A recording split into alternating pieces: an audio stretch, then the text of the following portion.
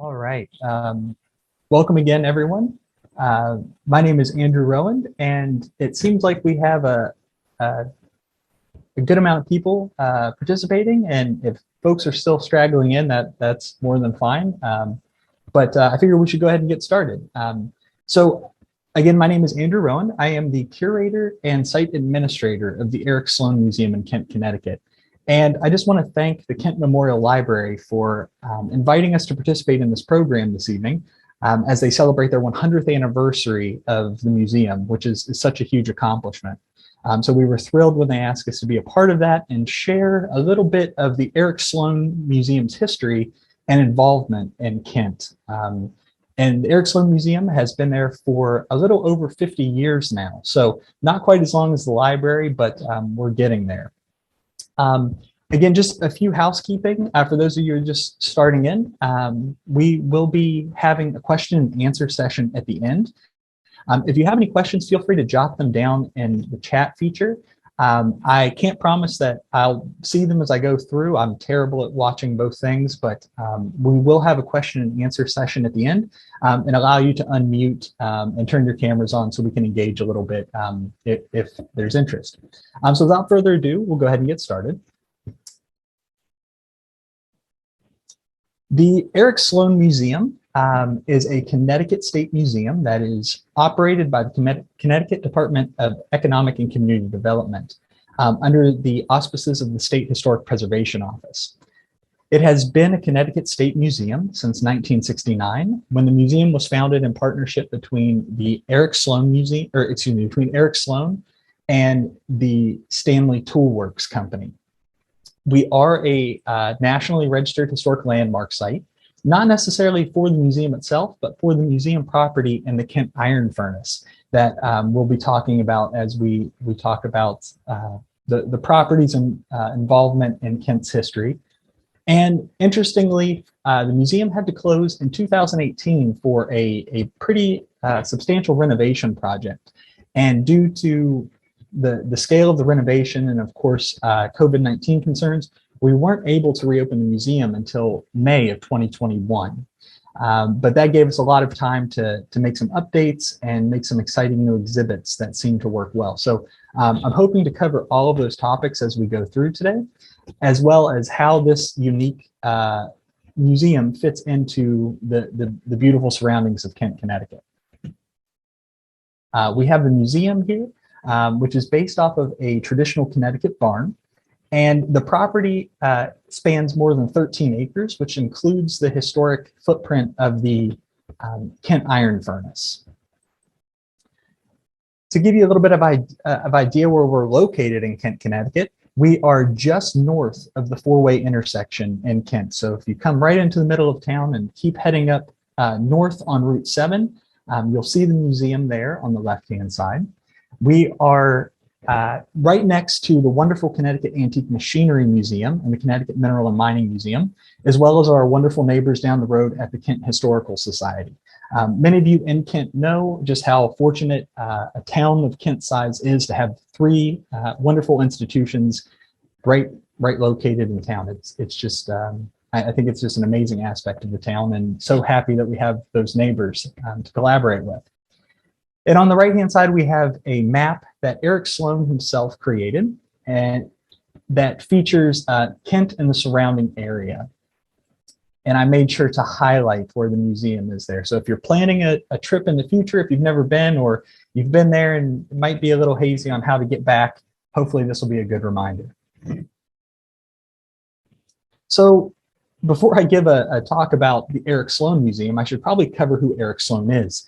I imagine many of you are familiar with Eric Sloane and his works, but for those of you who aren't, or for those of you who might need a refresher, I figured it would be a great opportunity to go through and talk about all that encompasses Eric Sloane. And at the Eric Sloane Museum, we find it difficult to really pinpoint who Eric Sloane is, because as hopefully you'll see through this presentation, he was a remarkable individual who was incredibly talented and had a variety of skills that allowed him to do a large variety of things that is really hard to pin him down on one thing, but we like to say that he is an artist, an author, and a collector. And I'll be covering all of those sections. He was born in 1905 and passed away in 1985. And throughout his career, he was known and celebrated for his work as a painter and an illustrator, as an author, and as a collector of early works of Americana and Americana-related items. And we have some wonderful images showing Sloane with his collection that was originally in his house, a selection of his books in the bottom left-hand corner, as well as a sampling of his painting ability and his illustration ability. I think that the easiest way to do this would be to break it down into those sections to give you an idea of all of these different aspects that we try to examine when we explain who Eric Sloane was. So we'll start with Sloane as an artist. And here in this picture, we have Sloane working on what he called cloudscapes, which he became very well known for. Oil paintings featuring clouds and weather patterns throughout the world. But he doesn't get his, doesn't start off just painting clouds. He doesn't actually start off being called Eric Sloane. He was born Everard Jean Heinrichs in 1905 to a fairly well-to-do family in New York City. And young Everard decided that he didn't want to follow along in his family's business. His father was a wholesale merchant on a very large scale. And Everard decided he did not want to follow along with that and knew he wanted to be an artist. So at an early age, his family sent him to various arts programs in New York City and in the surrounding area. But young Everard didn't really have he wasn't good at staying in school or sometimes showing up at all. So he was fortunate to be neighbors with a very talented artist who would help him along the way in his artistic career. And in the early 1920s, he actually gets into some disagreement with his family, and he decides that he wants to set out and make his own way. So he does this by borrowing his family's early Ford and decides that he's going to take off across the country and support himself as a traveling sign painter. Now, when I say borrow, he didn't ask for it, he just took it and drove off and decided that he would support himself. And on the left-hand side, we have probably one of the last times that he will use his name Everard as part of his artistic works. He was a great admirer of American ashcan painter John Sloane, and he had originally overheard John Sloane talking about the need to separate yourself from your early artistic works and then your more polished, finished later works. So in honor of John Sloane, young Everard decided that he would have his last name as Sloane and add an E to the end of it in hopes of avoiding any confusion of trying to claim he was related to John Sloane. And he would end up choosing the name Eric. Later on, he would say, because it makes up the middle of the word America. So this this illustration on the left-hand side is one of the last times he claims to have used his real name in his artwork, and would, after 1925, be known as Eric Sloane. This trip across the country took him to all sorts of really amusing places that cover a lot of just fascinating stories about a young man traveling across the country in the 1920s. And his trip really leads him to Taos, New Mexico. He had heard there was an artist colony there, and he really wanted to be involved in the Taos art scene. And again, he's supporting himself painting signs. And when he gets to Taos, he not only finds work as a tour guide around Taos, but also as a sign painter for various businesses. And it's while he's in Taos that he really finds what he calls his passion in life.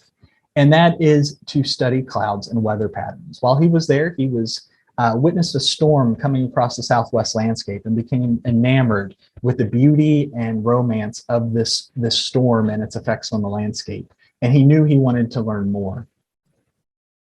So that will set Sloane off on his career of trying to capture the beauty and romance of the clouds, but not just capturing them for their aesthetic beauty.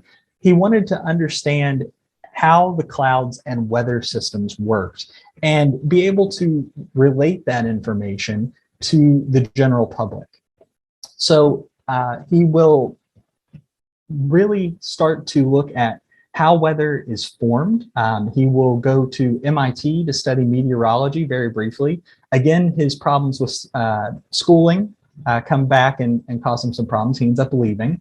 But he finds work befriending early American aviators and realizing that if he wants to understand clouds, he needs to get up in the clouds to be able to see them and to really appreciate their beauty and the mystery of them. So he'll befriend early American aviators as he's working in Long Island and in and around the Long Island airfields in the 1930s and 1940s. And he will end up selling some of his first paintings, actually his first painting, to Amelia Earhart, these cloudscapes. He prided himself on saying there were many landscape painters, but he was the cloudscape painter. In the bottom left-hand corner, we have an example of some of these explanations of weather patterns that Sloane will create. He will create models and diagrams to help people understand weather. And he will later on go on to be one of the first televised weather people and for a very short time. He wanted to reach out to farmers to have them call in and give live updates of what the weather was like in their area and give live updates. And at the time he was doing this, it just was not what these early television stations were looking for. They wanted him to get on with his big bow tie and say, "I'm Eric Sloane and it's going to be 60 degrees today." Eric, always looking for more knowledge and to share that knowledge, decided it wasn't the path for him to stay. So he continued to look at writing books about his weather knowledge. He will also, in this study of weather, he will find that he is attracted to early American weather almanacs, farmers' almanacs. And he started collecting them from the 18th century and the 19th century and just fell in love with how early American farmers' lives depended so heavily upon the weather and how their folklore and just general popular knowledge of the weather in many cases turned out to be true.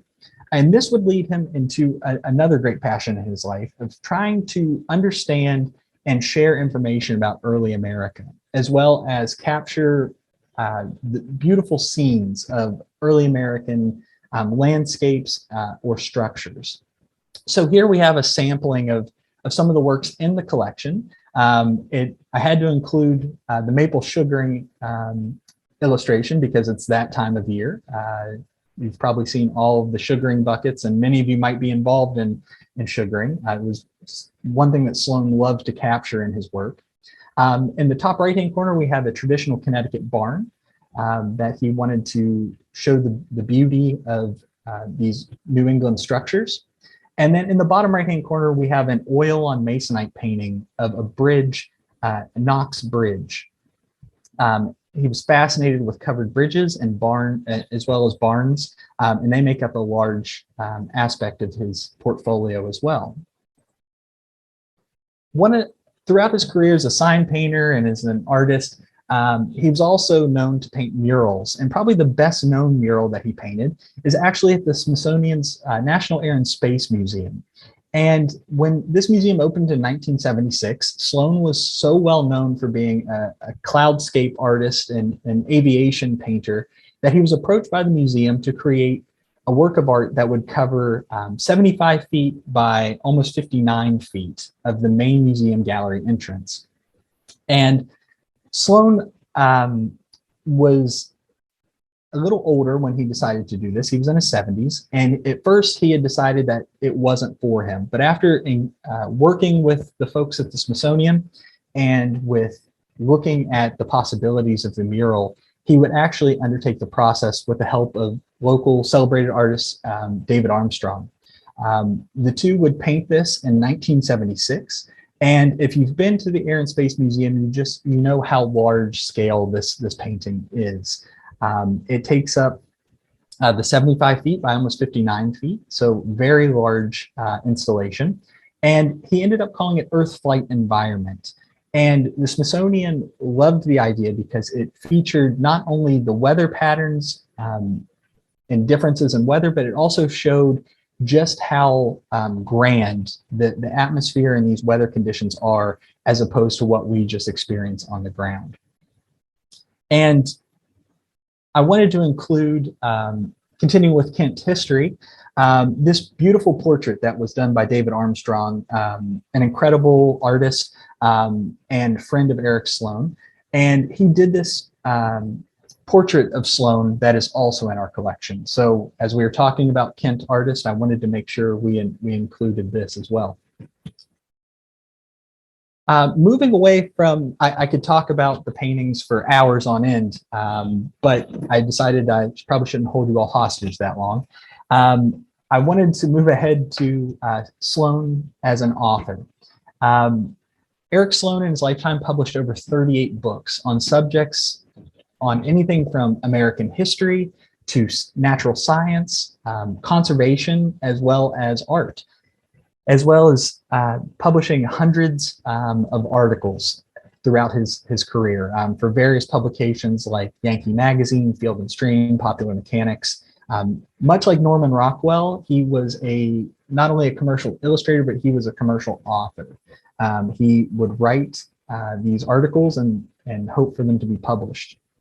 But his books, many of you are probably familiar with his early Americana books that feature titles like Museum of Early American Tools, Our Vanishing Landscape, Reverence for Wood, and titles like that, which cover a lot of early American history and in a way that is easily digestible for the general public, as well as being accompanied by these beautiful illustrations that really bring home the meaning to the words that he's writing, and just serve as perfect examples of the text. And what you might not know is that the first books he actually wrote, of course, were on weather. And in the 1940s, he'll start writing books about weather and flight. And then during World War II, he'll actually be hired by the U.S. Army Air Corps, since there's not an Air Force yet. He will be hired by the Air Corps to illustrate a manual called Your Body in Flight, the idea was that these brand new aviators weren't going to read all the way through the books and hope that they remember long bits of text once they're in the air and have need to recall this information. The Air Corps realized that if they provided an illustration to these new aviators that went along with the text, that they had a better chance of realizing what these comics be able to recall the information from the comics rather than these long lists of text. So in the bottom right-hand corner, we have a perfect example from that. It is explaining the need of oxygen and differences in pressure in the atmosphere for pilots, done in a almost cartoonish 1940s style. But those would be some of the very first books that Sloane will undertake to write. And then as his painting career progresses and he moves away from studying just clouds and moves into looking more at Americana and American history, you will also see his books start to make that shift as well. In the top right-hand corner, we have a section of Sloane signing some books. It's something he was very well known for, taking the time to add personalized drawings along with his autographs inside of the books for fans. He was also a collector, and this collection became pretty expansive. If you visited the museum, you'll have seen the collection that we have. We have an amazing amount of objects that Sloane would later go on to donate. But for many years, as he was collecting these items, he turned his own house into a museum. And he would use these pieces in his artwork and in his books to be able to provide the most up-to-date and realistic information for his audiences. It's amazing how many of the items in the collection, when you hold them up next to a Sloane image, excuse me, a Sloane illustration, just how spot on they are. He was very focused on the attention to detail of rendering these pieces. In the middle, we have an example of what one of Sloane's houses looked like before he would donate his collection to the museum, as well as in the top right-hand corner. The top right-hand piece was actually a publicity photo taken for one of his books on early Americana. And I always love it because where else do you see someone pretending to use an apple shovel like a guitar? It shows a little bit of his humor in there as well, which is often featured in his writing. And of course, the two black and white line renderings are classic examples of Sloane's illustration style, to be able to have this aesthetic beauty, but be incredibly informative at the same time. So now that we have a little bit better understanding of Eric Sloane, and I apologize for not being able to dive in deeper because we could spend hours on that, but I wanted to explain a little bit about how there's now a museum in Kent, Connecticut for Eric Sloane. And the museum did not always start out as a museum for learning about the life and works of the artist and author. It actually started as a partnership between Eric Sloane and the Stanley Tool Company. And in the 1960s, Eric Sloane had been taking his collection on the road, and he was displaying it in various art galleries throughout New England with the hopes of presenting these tools as works of art themselves. He was very passionate about the idea that these tools, these objects of early Americana, were not simply just things. They were works of art that told stories about people's lives and about times before. And he thought they were great representations of the spirit of early America. And early Americans, excuse me. In the bottom left-hand corner, we have an example of the 1968 Brookfield Crafts Center demonstration, or show in Brookfield, Connecticut. In New Britain, Connecticut. And this was set up as a gallery to show almost these works of early American tools and early Americana as if they were works of pop art. Sloane was not a fan of the pop art movement of the 1960s, and he felt that the pop art did not represent what he called the spirit of America. So in his own tone, he decided to display these early American works as works of art in kind of a tongue-in-cheek duplication of the pop art movement. And he would create what he called placements. And as you can see in this photo, he would simply take early American objects and display them in ways that could be viewed from different angles and to catch different aspects of their beauty rather than just their functionality. So it was while at one of these shows, Eric Sloane was approached by a man named Don Davis, who had recently become the CEO and operating officer of the Stanley Works company, the Stanley Tool Company. And in 1968, 1969, they were celebrating their 125th anniversary, and they wanted to do something to give back to the people of Connecticut. And Don Davis approached Eric Sloane with the idea of creating a museum to honor early American craftsmanship, and came to Sloane with the idea that if the Stanley Tool Company would provide the land and would build the museum itself, would Sloane be interested in donating his collection? Sloane readily agreed, and plans started to create this museum that we know today as the Eric Sloane Museum. In the bottom right-hand corner, we have one of the earliest architectural renderings done by Walter Green in 1968. At this point, there had not been a planned location for the museum yet. They knew it would be at one of the Stanley-owned properties. They just weren't sure which one. And they would eventually decide on Kent, Connecticut for a variety of reasons. This is a wonderful illustration that was done for the museum's opening brochure and is one that we still use today. Just a quick reference of Kent and how to find the museum. Simply just head up Route 7 and it'll be on your left. So Kent was chosen for a variety of reasons, the biggest being that it was the home of the Kent iron furnace. And this furnace operated from 1826 until 1892 as a hot blast iron furnace.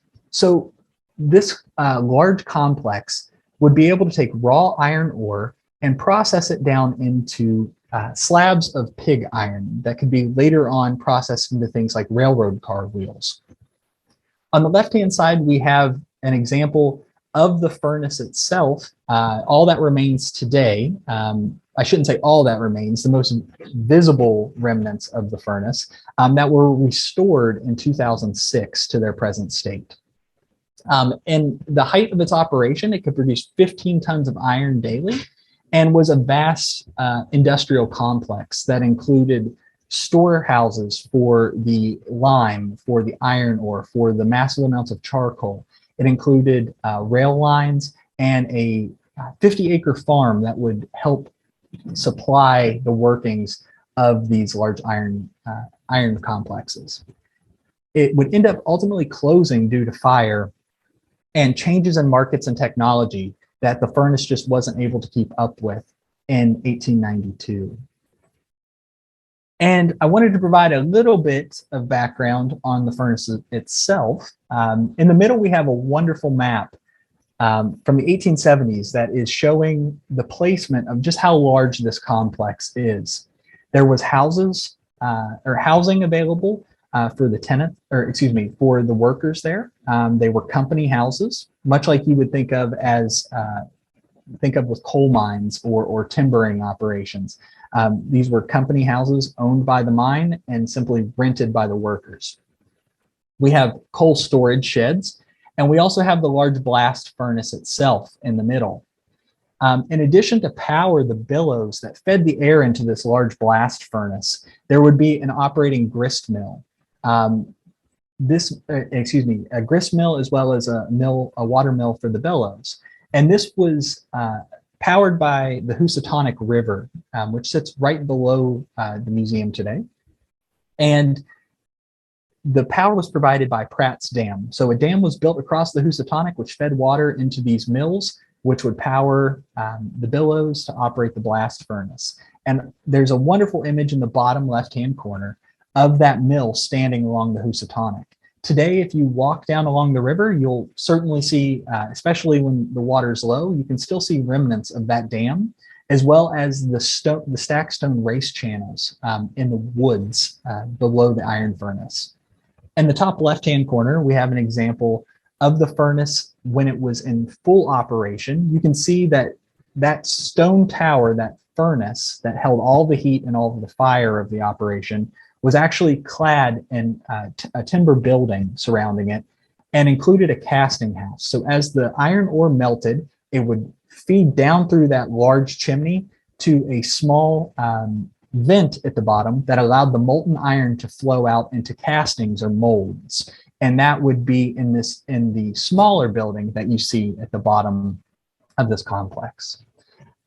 We also have a shot of the charcoal storage barns that were there, and you can just see how massive these were. It took an immense amount of charcoal to power a furnace like this.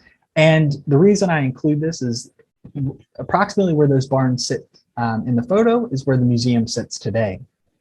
And then if you're familiar driving along Route 7 and are familiar with the location of the museum, or when you stop by on a visit in the future, if you look right across from our parking lot, you will see a house that is actually a part of the old Iron Works facility. It is the old company store that was also owned and operated by the Iron Company. It was moved across the road to its current location, but is certainly one of the original buildings of the complex. And to give you a little idea of the map in relation to the road, the yellow line that just appeared is approximately Route 7. And the green outlined rectangle is the location of the coal storage, the charcoal storage bins. Of course, the charcoal being made from timber that would be harvested all up and down the Housatonic River Valley. By the 1890s, after the furnace had closed its operations, again, just due to not being able to recover from the ruin of the fire that destroyed many of those storage buildings, but also to just changes in markets and technology, the works were abandoned and would later be purchased by the Stanley Company as part of a expansion of their real estate property holdings. I wanted to include some shots of the furnace as it started to degrade over time. You can see parts of that structure starting to be pulled away, and a lot of this was done due to flooding or just through scavenging efforts to reclaim a lot of the usable material that was a part of the building, until all that would remain later on around the time of the Eric Sloane Museum being built, is just the stone furnace itself. And thankfully it was restored in 2006 to its current condition. But I wanted to include Sloane's original drawing of the ruins of the historic iron furnace. Because this property was owned by Stanley Tools, Sloane really liked the idea when he was presented with this being a possible location. For one fact, he lived in Warren and in Cornwall Bridge throughout his lifetime, so it was local to where he was living. And it was also the site of the town dump for the city of Kent, or for the town of Kent, excuse me. So from the 1930s until the 1960s, this beautiful spot along the Housatonic River, on this historic remains of an iron furnace, was used to dump tons of trash that was collected from the city. And the Stanley Tool Company had leased this out in hopes that it would provide a convenient location for the town to dump their waste, while also providing a use and some revenue for the property. The Kent Historical Society and the Connecticut Historical Commission worked with, in 1968 worked with the Stanley Tool Company in 1968 in hopes of repairing the iron furnace. So works were already taking off to try to stabilize the iron furnace itself. And when the idea of a museum came about, Sloane jumped at the opportunity to have the location there. The Ironworks property was, the lease on the town dump was removed, and the Ironworks was ceded to the state of Connecticut as state land. And I've included a wonderful quote from Sloane in the bottom right-hand corner from his opening statements of the museum's grand opening in 1969. And he was speaking about the habit in America of having these beautiful cultural lands being used as areas for landfills, and how it was a problem. And he would say, the Kent Furnace area of the Stanley Works is perhaps the first reversal of this ugly American rule. For what was once a disgraceful and an insult to nature, a disgrace and an insult to nature, will end as a grassy riverside haven for visitors of all seasons. He'll go on, he will also say that it's a haven for those who wish to enjoy the Connecticut countryside. So even though there was this brand new museum being built to honor early Americans and craftsmanship, Sloane felt that the real success was restoring this historic property back to a place that people could enjoy and appreciate the natural beauty. So with the location chosen, the Sloane Stanley Museum, ground broke on the Sloane Stanley Museum in 1968 and would open in the spring of 1969. And this was a partnership that at the time was somewhat unprecedented. This corporation providing the funds to build this museum, and a private artist willing to donate his entire collection and also oversee the installation of this collection. So I've included some wonderful images of, in the top center, we have the groundbreaking ceremony, which as the current curator, it almost makes you cringe to see all of these early American artifacts being used for this ceremonial groundbreaking, but at the same time realizing that these tools would be, still be doing, in many cases, what they were designed to do. Although I have to chuckle that many of those objects that they're using weren't necessarily used for digging in the dirt. So it's just funny to think of Sloane being an early American tool expert, allowing people to dig up dirt with adzes that should be used for wood, not dirt. In the right-hand corner, we have a shot of Sloane next to a sign describing what the new museum was going to be and the partnership between Stanley Tools and Eric Sloane. A shot in the bottom from the opening weekend. Hundreds of visitors traveled to Kent to see the museum, and we have some wonderful images of just people coming from all over to see the opening of this, because at this time Sloane was a well-known artist and author and had a large following throughout the country. And in the left-hand side, we have an early brochure from the Sloane Stanley Museum, featuring Sloane's rendering of what the museum would look like, hopefully advertising people to come to the museum itself.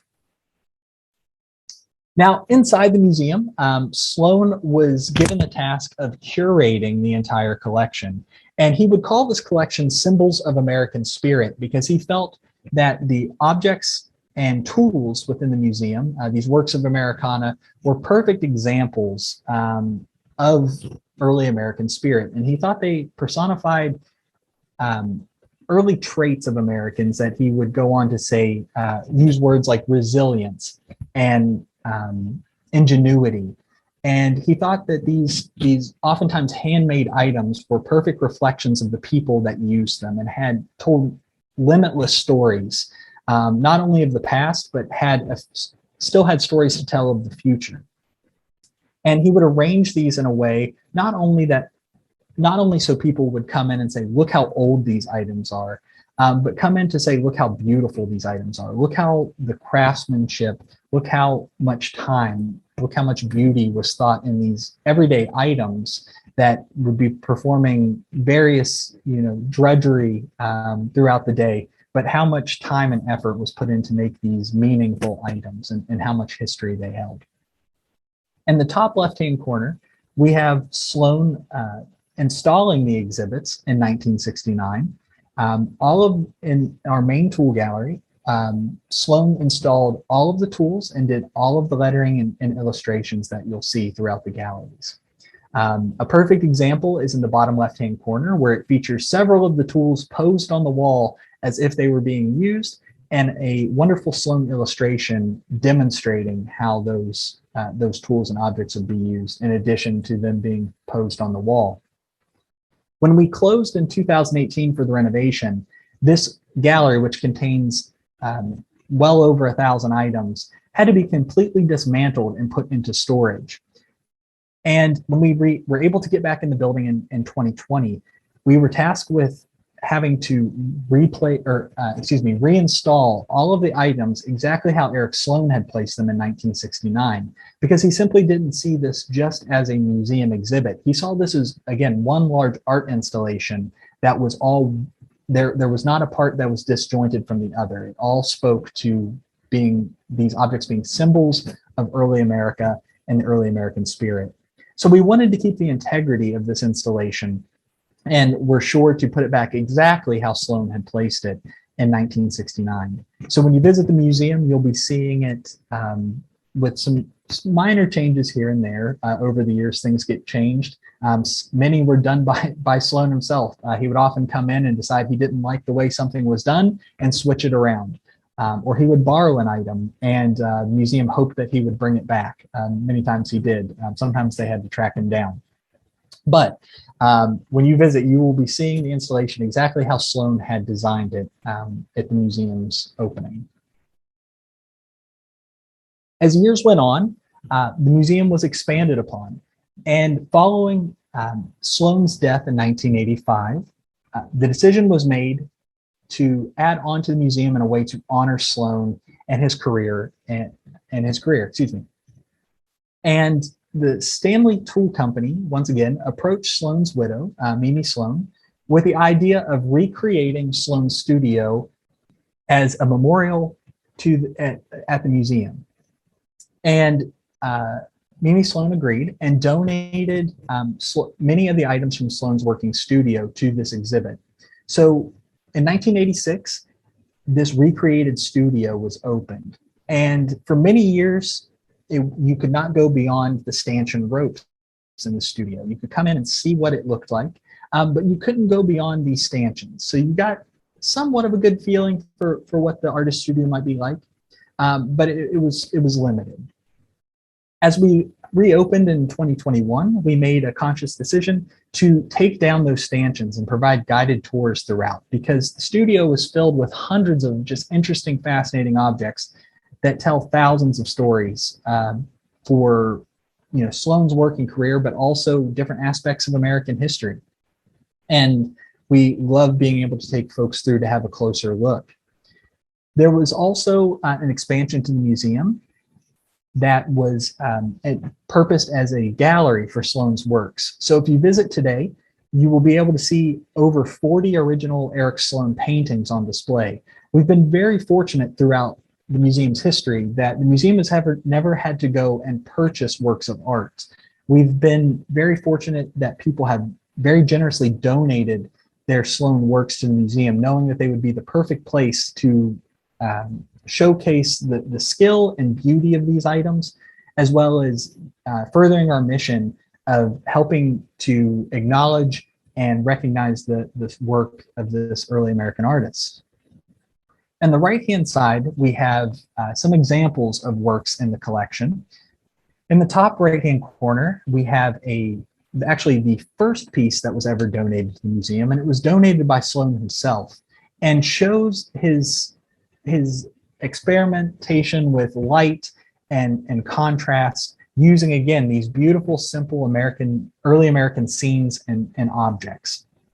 The winnowing tray and through the open barn door leading into the winnowing barn is a perfect example of not only how these items would have been used to process grain in early America, but just to take a second to recognize the beauty in their design, even though they are somewhat simplistic, just the natural beauty that these items possess. And you can almost imagine standing in that barn and smelling the hay and imagining the work that would have been going on to process that grain.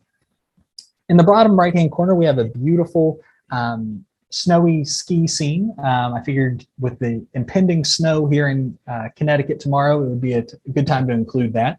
But Sloane also, being a commercial artist, had a selection of outdoor activity paintings featuring anything from hunting to yachting to skiing. And when people see this painting, they often say, oh, well, was Sloane an avid skier? Did he like to go and ski? The lights and the clouds, it's beautiful. What mountain is this? And it's always wonderful to explain that his sister simply had a coffee table book of the Alps and the beauty of these mountains.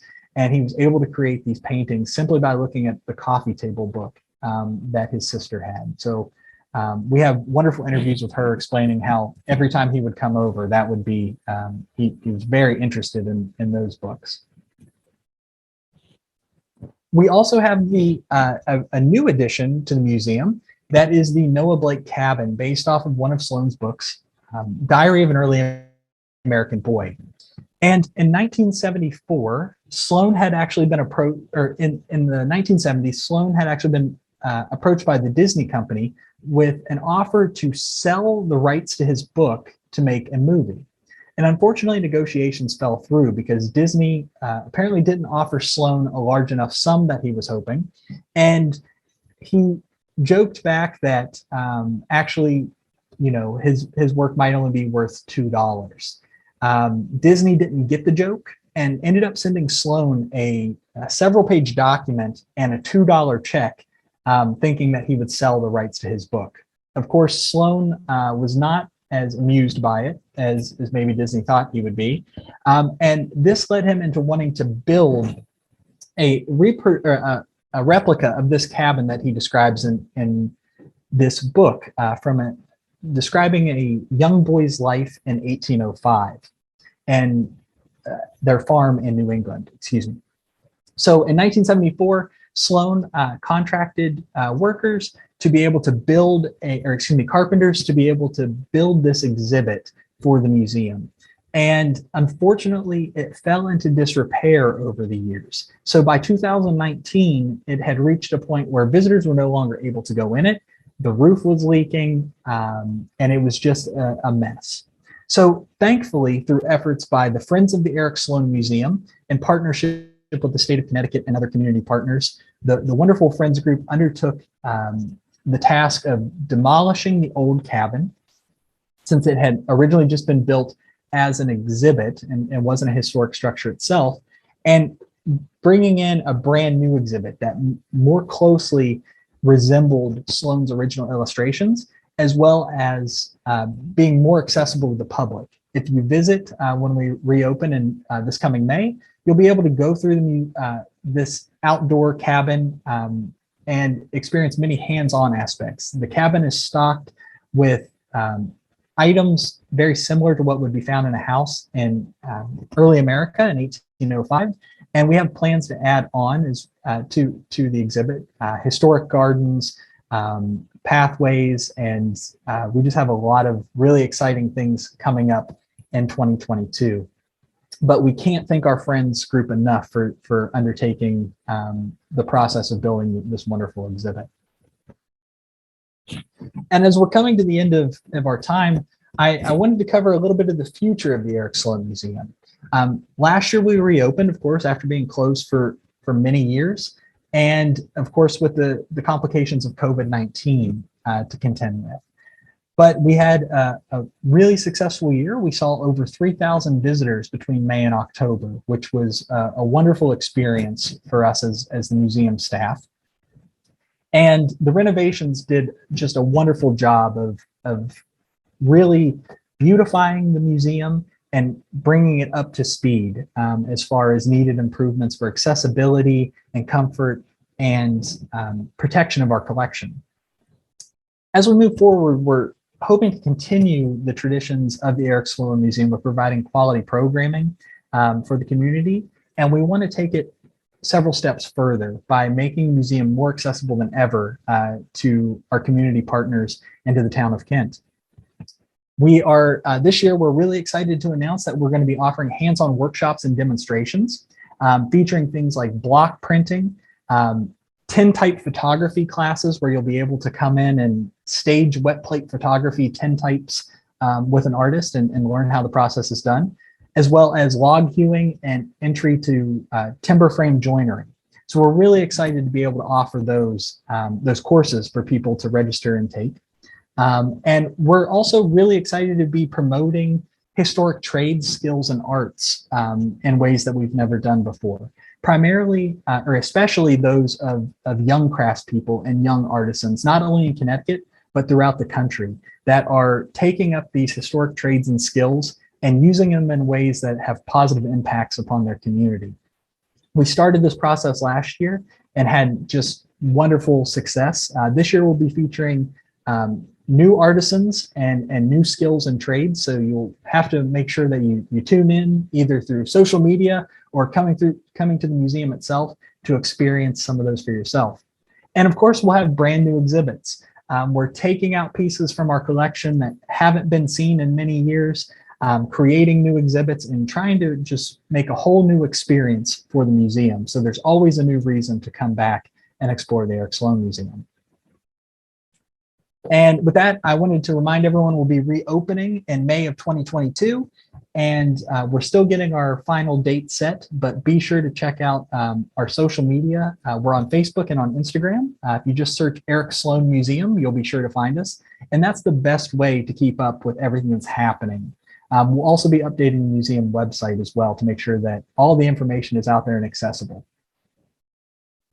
And I wanted to put a link for my information. If there's ever any questions or concerns, please feel free to reach out and give me a call or shoot me an email, and I'd be happy to help in any way I can, or just to chat about Eric Sloane, which many of you, I recognize a few names on the calls. We've chatted for a long time about Sloane, so I'm happy to chat anytime anyone is free. But with that, it seems like we have a few minutes left, and if there's any questions, I'd be happy to answer them as best I can. Let me change my view here.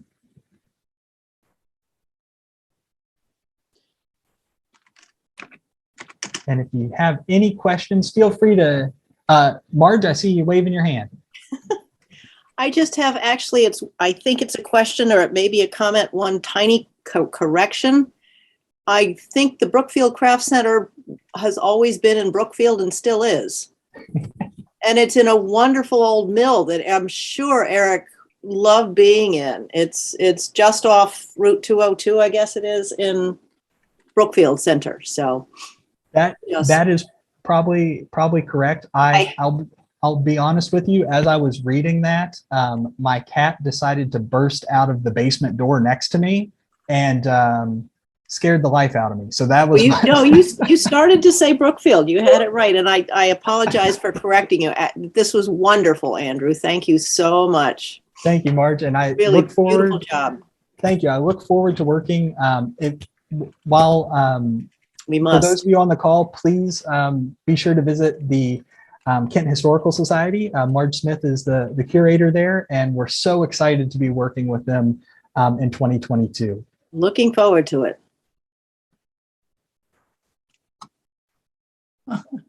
Yeah, Wendy.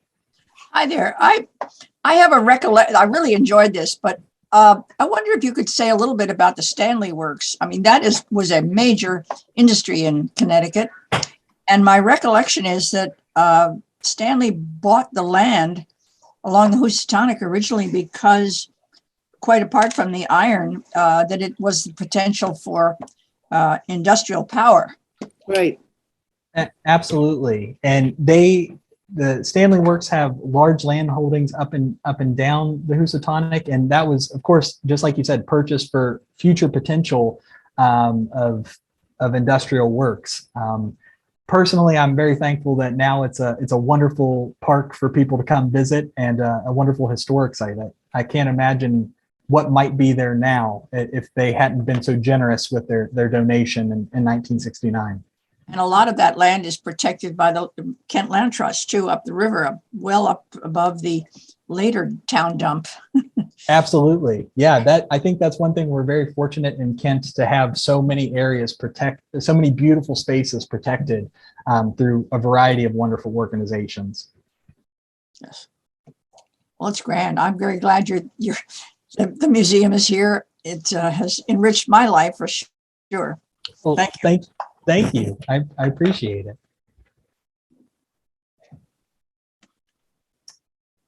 And if anyone else has any questions, feel free to unmute and just go ahead and shout them out. Hopefully I have the screen open, so hopefully I can see everyone here.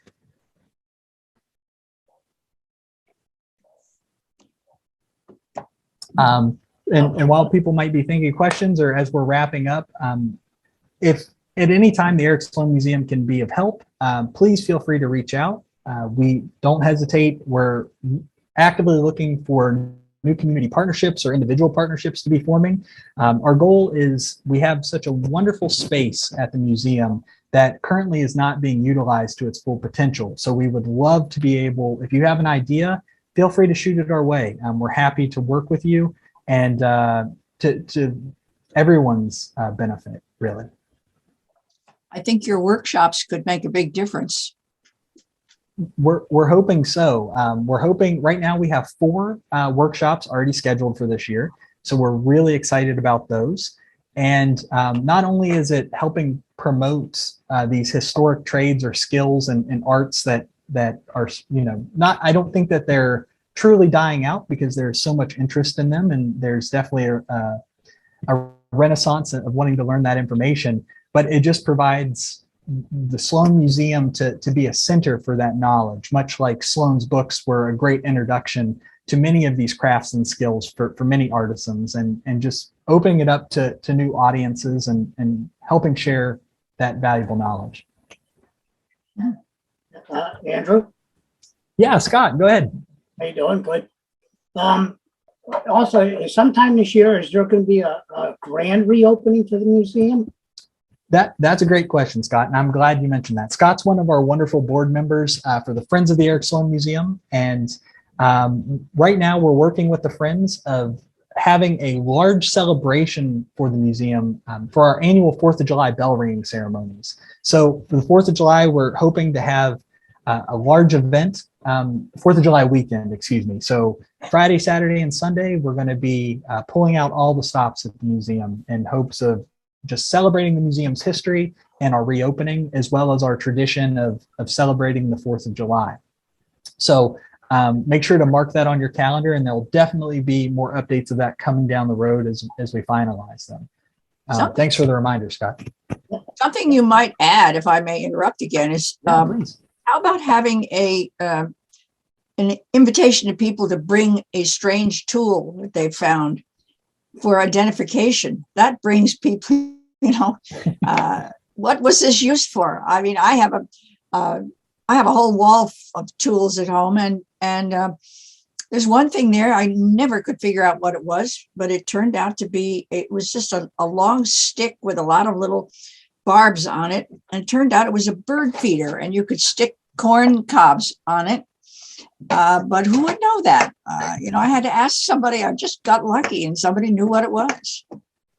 That's always great, and we love when people bring things in. So if you have something out of the ordinary, might make it an event. I mean, that will bring people who wouldn't come otherwise. Oh, absolutely. Yeah, that's definitely something to consider. Thank you so much.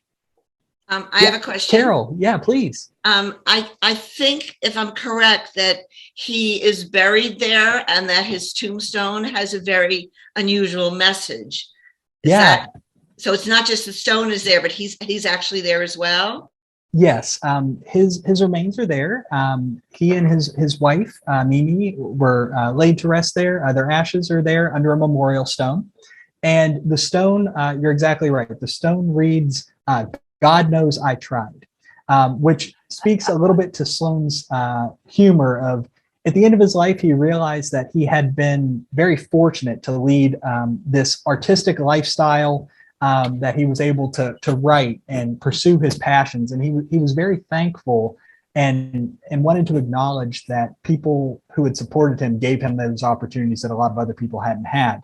And he just wanted to express that kind of, to let him say, well, God knows he did his best. So God knows I tried is his memorial stone there at the museum. So, and he decided that's what it would say. I mean, that was his thing. Yeah, he wrote that epitaph for his book 80, which would actually be his last book, that he unfortunately will pass away while he's helping promote that book in 1985. He was 80 years old.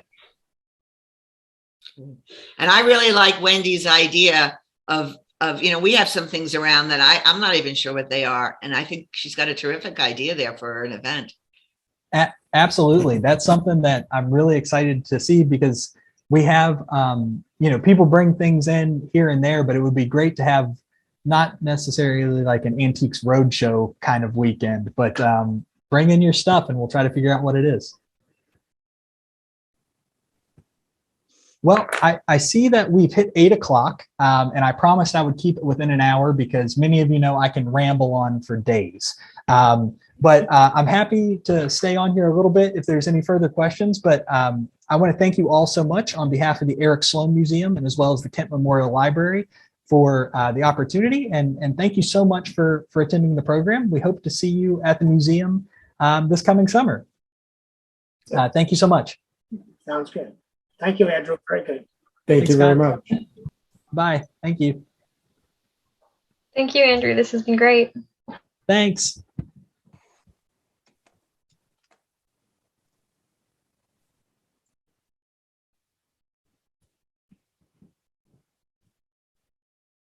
Okay, night all. I'll be coming over sometime soon, Andrew. Yeah, please, Scott. I'm actually going to probably send you an email tomorrow to see what your availability might be so we can get together. Sounds good. All Okay. right. I'll see you soon. Thanks. Bye. Bye-bye.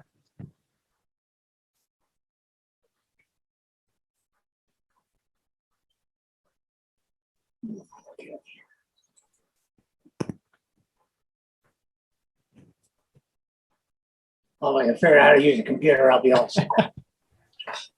No, that's okay. I have the same issue. I always try to log in early just in case. All right. If we're all set on questions, I think I'll end the meeting. Thank you so much, Andrew. That sounds great, Kate. Thank you so much. Have a wonderful evening. Thanks. You too. Bye-bye.